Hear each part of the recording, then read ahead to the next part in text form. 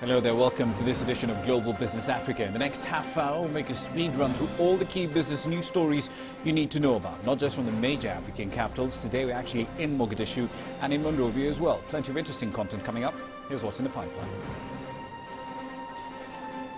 We'll be examining Africa's graft burden, looking at the latest corruption perception rankings. Elsewhere, the World Bank says it will accelerate the delivery of funds to combat the deadly Ebola virus. Later on, we'll tell you why a chicken in every pot signals a way out of poverty in Togo.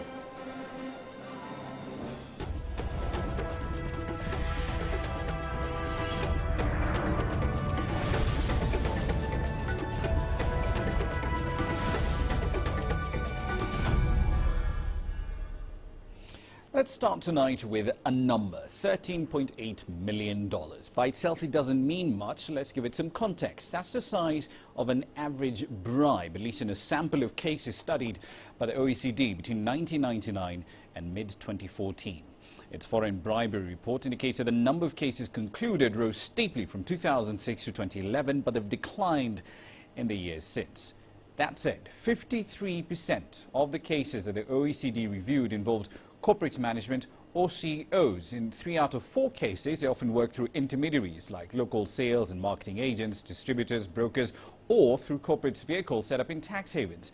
In over half of the cases studied, bribes were paid in order to obtain public procurement contracts, mostly to state-owned enterprises. Now, almost 70% of the cases that the OECD studied were in 4 sectors: extractives, that's basically mining, construction, transportation and storage, as well as information and communication.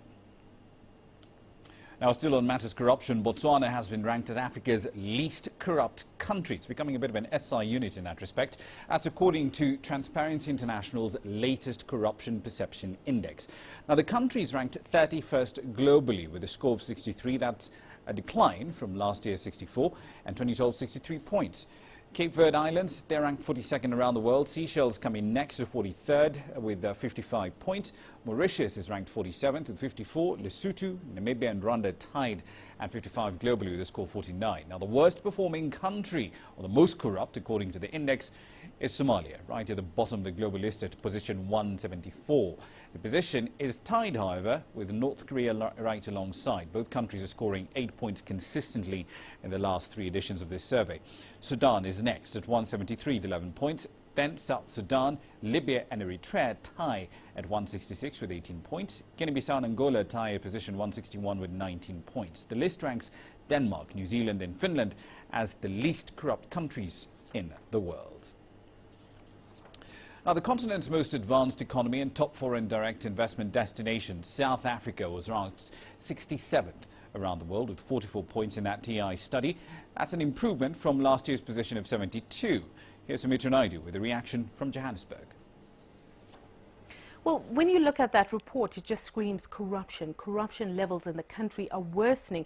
And analysts say there is a growing level of non-accountability, and not only amongst public servants, but this trend is becoming more evident in the private sector too. South Africa is ranked below the 50-point level for the past 3 years now. And as in most indices, anything below 50 is a cause for concern. In its report, Transparency International said this level places South Africa in precarious territory. The report highlighted what it called the gradual erosion of trust in South Africa's public sector.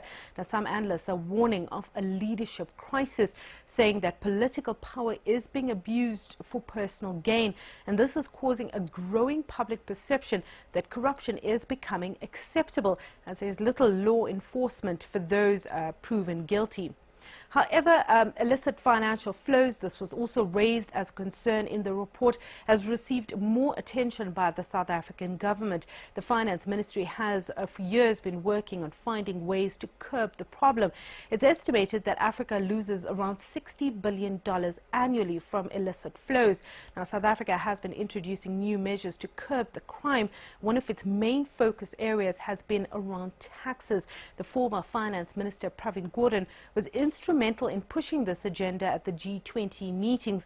And we saw this coming through again at the most recent summit in Australia, where governments agreed to exchange tax information in order to root out those big companies in particular that are spreading their profits around the world in order to avoid paying hefty tax bills. Sumit Naidu there earlier from Johannesburg. Now, that's a perspective from Africa's most advanced economy. Let's move on to Somalia. Get a conversation going on now with Mohamed Hirmoge. He's live in Mogadishu. Hirmoge, TI's rankings, they didn't really come as a surprise in Mogadishu, did they? What sort of reaction have you been getting? In fact, no surprises here, Rama. Actually, if you look at the TI index the last 3 years, Somalia's score has been a constant 8. 2012, 8, 2013, 8, 2014, 8. However, the authorities here are the people who look quite surprised. I spoke with the finance minister a little while ago, and he said that Transparency International should have done better. He said at least Transparency International should have sent its researchers here, come on the ground, send people on the ground, look at the figures here, assess, and finally come with a credible information. Therefore, he's saying the government of Somalia does not, on a preliminary basis, accept the rankings of the TI. However, he said the ministry is working on an official response on that. He's saying the accountants of the ministry are busy right now looking at the figures and making appropriations, and by Monday next week, the government of Somalia will have a formal response with regard to TI's recent index. But on a preliminary basis, the Somali government is not happy with this index, and they're saying TI this time has not been credible. Indeed. Hirmoge, in July this year, the UN monitors alleged that there was a conspiracy of sorts to divert Somali assets held abroad. Now, the president and the former foreign minister at the time denied all culpability, and you covered that story. But later on, did that in any way affect the flow of cash to the federal government from donors? When I asked that very question to the Minister of Finance, he told me that Somalia receives its funding largely through the UN and its agencies, and the UN is aware where every cent goes to. He said the UN is working alongside Somalia in ensuring that corruption is curbed and to ensure that there is accountability and responsibility to ensure that there's a flow of cash, a constant flow of cash, because this country needs the flow of cash. At the moment, the government doesn't have any taxation over here and are only relying on 2 issues: remittances from abroad for the locals and donor funding to run government activities on a daily and a monthly basis. And therefore, whereas the central bank is busy putting up legislation, so the finance minister is working on a taxation scheme. At the moment, the minister is saying the donors are happy, and there are actually no chances, according to the minister, that these latest TI rankings will have any effect on the donor cash flow that's coming from abroad. However, speaking about the asset recovery and the UN Monitoring Group report in July, the minister says he revealed 2 important factors. The first one is that he said the government has terminated contract with Shulman Rogers, the firm that was supposed to help in Somalia's recovery of Somalia's assets abroad, and he's saying they're now considering their options. And if Somalia has the capacity, because he's saying they're looking at the ministries and they're building capacity, Somalia might not even need any other firm to help in the recovery of its assets abroad. Another revelation the minister made is that the country has recovered a significant amount of money from abroad as well. Indeed. We'll have to leave there for the time being. Thank you for the update. That's Somalia's CCTV's Mohamed Hirmoge there, live in Mogadishu. Now, we're still in the Horn of Africa. Let's take it to the Ethiopian capital. The country, of course, has started to market its debut Eurobond. It's the latest sub-Saharan issuer. This 10-year note has a 6.75% yield. It's being managed by Deutsche Bank and JP Morgan. Now, the bankers behind it expect the country to raise about $1 billion or so, and that money will go into funding infrastructure projects. The International Monetary Fund estimates that Ethiopia's public debt is roughly 44.7% of GDP. That was in the 2013-2014 fiscal year. It expects that to rise, however, to about 50.6% in the 2014-2015 fiscal year. The lender said the risk of Ethiopia facing external and public debt distress does remain low, but it has warned it is verging on a transition to moderate risk. Ethiopia has a B sovereign rating with a stable outlook from Fitch. Still in Ethiopia, it expects coffee exports for the 2014-2015 season to hit a record high, partly because of drought and disease cutting output from major Latin American producers. An unprecedented drought early in 2014 cut the 2014-2015 crop in the world's biggest coffee producer, that's Brazil. The International Coffee Organization forecast just a few months ago in September that global output will fall short of demand. In the 4 months from July, Africa's biggest coffee producer exported some 54,000 tons of the commodity, worth over $230 million, compared to just over 172 million, which is earned from 51,000 tons of exports in the same period last year. Ethiopia's Coffee Exporters Association expects the amount of coffee exported to rise to 235,000 tons by the end of this growing season, and that should earn the country over $860 million in revenue. Now, representatives from the World Farmers Organization have told leaders at a UN meeting to consider the effects of climate change on agricultural output around the world. The Convention on Climate Change, being held in Lima, is tasked with settling on the key elements of a new global climate deal that has to be finalized in Paris a year from now. WFO sent delegates from different parts of the world to ensure that agricultural concerns are included in any potential deal. As organic farmers, we would also like to highlight the need for more incentives for agroecological purposes and sustainable, especially organic methods of farming, which on the one hand create adaptation for the most vulnerable poor farmers and smallholders in arid and semi-arid regions, but at the same time mitigate climate change by sequestering carbon in the soil. Any effects that is negative on the sector that provides the livelihood is a big problem, not only for them, but for the entire country and the entire nation. We are therefore calling for the climate change issues to be one of the major agenda issues to be discussed at all levels. And since we are here in Lima as a gateway to Paris, I think the issue of climate change has to take a center stage. Now, over in East Africa, commercial bank lending rates in Kenya have hit a 3-year low, as the government, of course, does strive to make the cost of credit a lot lower. New data from the central bank indicates that banks in the East African economy are now charging borrowers an average of 16% on loans. Now, that's a drop of more than a percentage point from January, when the rates were about 17%, give or take. Analysts attribute the fall of interest rates to a decline in inflationary pressure, a rise in competition for lending, and the introduction of a new loan pricing formula by the central bank. Now, the last time rates were under 16% was October 2011. The figure back then was about 15.2%. Interest rates, however, then rose steadily, peaking at 20.3% on average in June 2012 as inflationary pressure hit a high of 18%. Keep in mind the Kenyan shilling was collapsing around that point. In 2013, charges hovered between 17 and 18%. All right, then, quick run through equity markets here for you. A bit of a mixed bag across the board. We're seeing gains in Egypt and gains, of course, in East Africa's biggest economy as well. In Kenya, the NSE 20 up by over a full percentage point. The interesting story there, however, is Safaricom, one of the top gainers in the market today, up 2.4% in trading, closing at 14 shillings and 55 cents. It did, however, hit a record of 14.70 in intraday trading. Will it close at 15 before the end of the year? We'll have to wait and find out.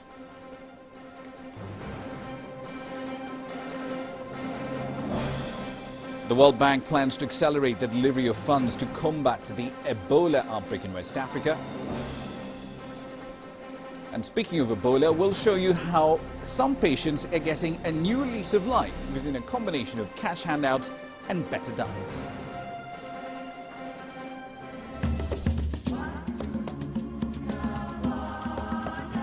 This report by the African Green Revolution Alliance says climate change will slash food output. Within the next 30 years, the number of malnourished people in sub-Saharan Africa could jump nearly 40%.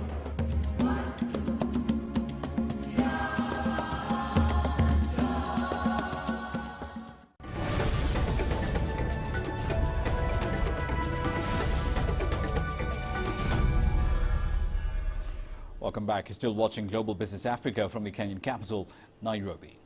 Let's focus on Ebola for the next couple of minutes, starting with the World Bank. It's promising faster delivery of funds to fight this epidemic in West Africa, even as Sierra Leone appeals for help in plugging the gaps in its response. Now, while on a visit to Sierra Leone, the World Bank President Jim Yong Kim said the lender would accelerate the disbursement of some $162 million in emergency support to ensure the money is delivered over 2 years, not 3 years earlier planned.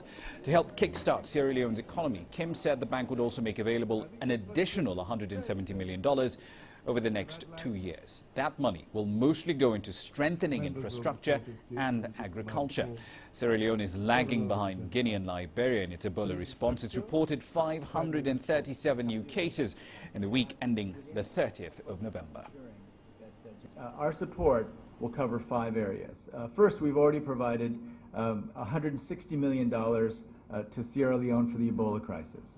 And we will continue to support the objective of getting to 0 cases as soon as possible. This is going to require many more resources, but we are absolutely committed to finding the sufficient resources to get to 0.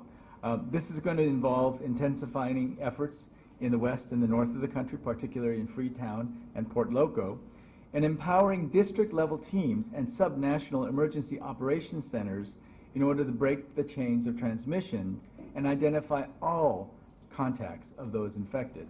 Now, as at today, we are at a 406 bed capacity in our treatment centers. Our projection for the total requirement is 1,500.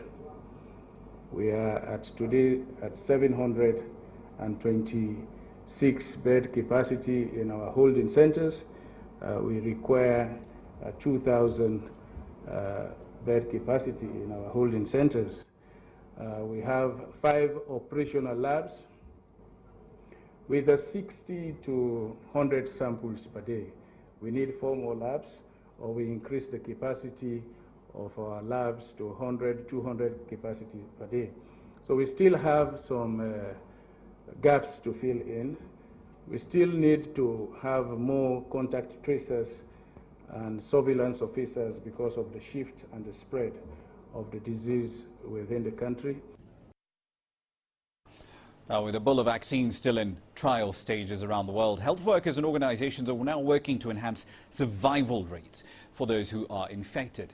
In Liberia, those affected are being put on special diets that are designed to help fight the virus, replenish lost fluid and build immunity, while survivors are getting cash grants to rebuild their lives.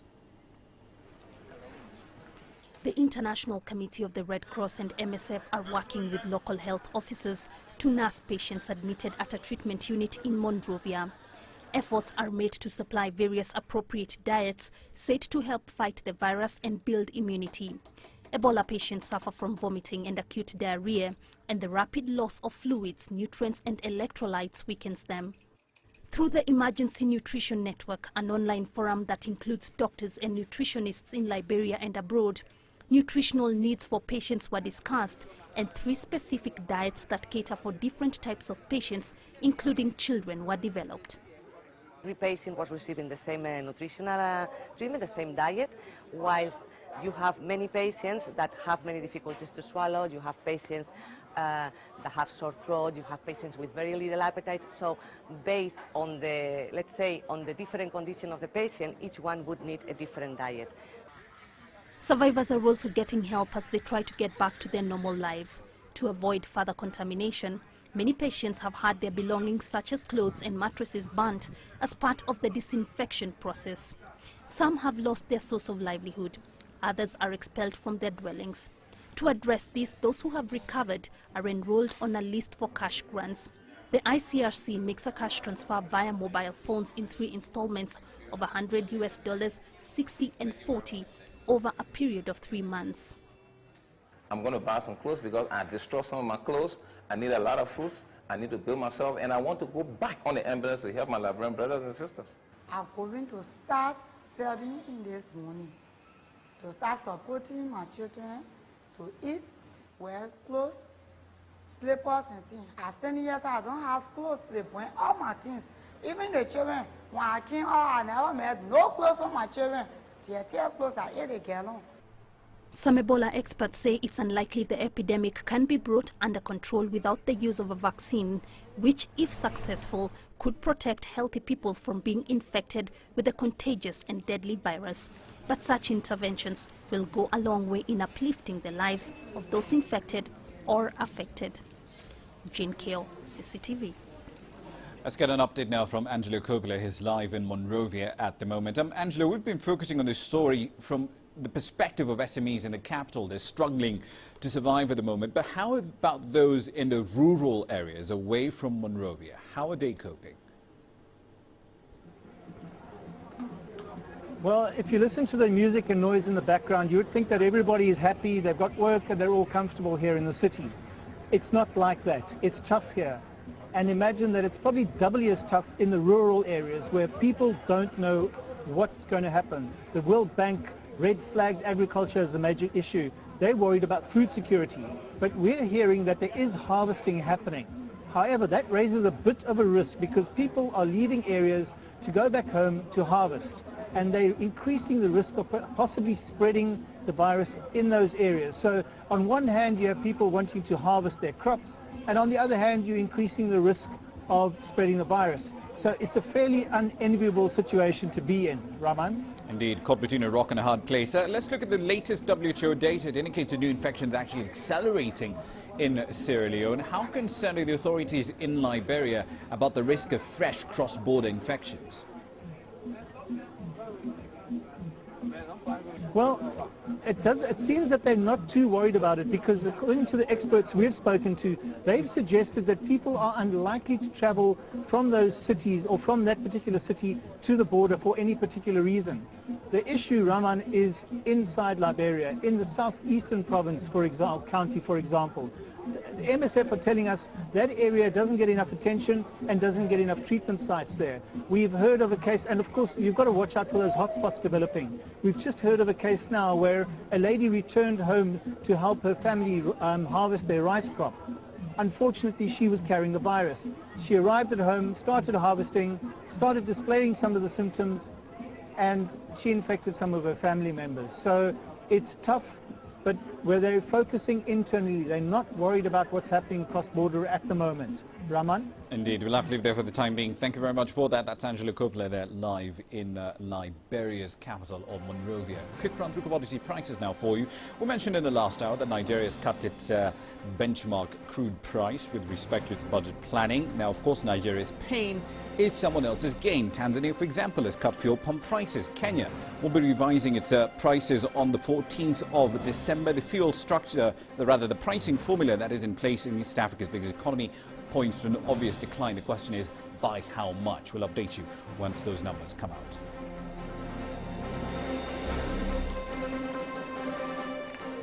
When we come back, we'll tell you why one of these in every pot signals a way out of poverty in Togo. Well, that is coming up next.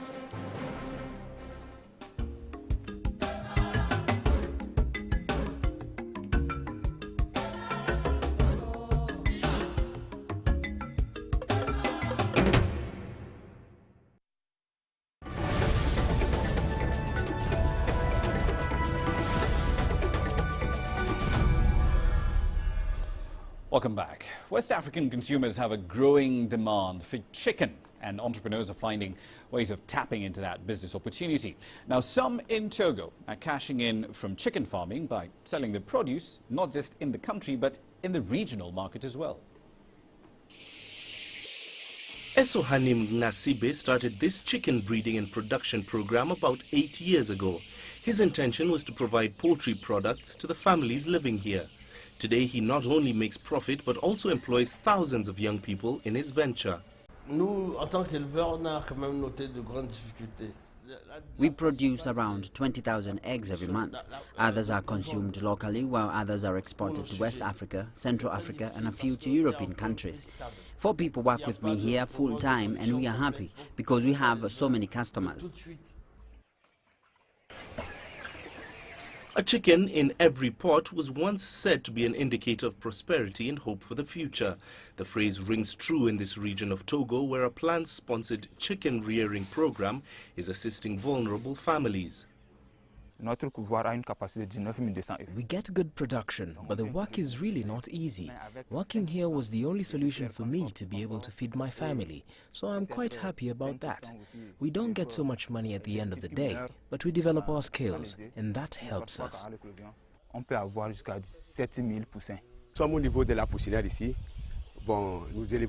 We barely produce enough from the fields to feed ourselves.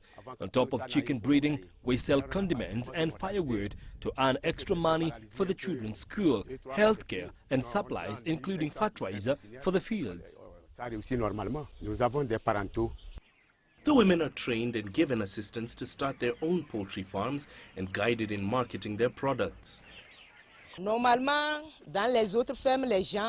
was unemployed when I got here, but after discovering this farm, I now earn a decent living and can comfortably feed my children. Togo is one of the poorest countries in the world, with an estimated gross national income of around $440 per person. It ranks within the poorest 10 globally. But with such businesses like chicken farming, more people should get employment and provide for their families. Mahe Mutwa, CCTV. Let's make a quick run through currencies here for you, starting in Western Africa. The Naira, of course, has hit some atrocious lows in the last couple of trading sessions, going as low as 187. It's about 180.10 in trading today. Apparently, dealers say central bank sales have helped to calm the waters quite a bit. Exactly for how much longer, however, the central bank can continue those providing that support is an open question altogether. Now, here's what we're working on for tomorrow's program. Some interesting content coming your way. We'll be looking at the trade ties between South Africa and China. Calls for rebalancing have been made. How will that be achieved? We'll have some answers and perspectives. We'll also be looking at a leak from Shell's major Boni pipeline. That's created a spill of thousands of barrels, directly affecting 7 villages in Nigeria's Niger Delta region. All the details on that and plenty more will be coming your way later on tomorrow. But that's it for this edition of the program. We like your feedback on what we do around here. Send it to Global Business Africa at cctv.com. And of course, when we're offline, you can always check us out in our content on Facebook and on Twitter. Just look for CCTV News Africa. Thank you for watching. I'm Ramanya.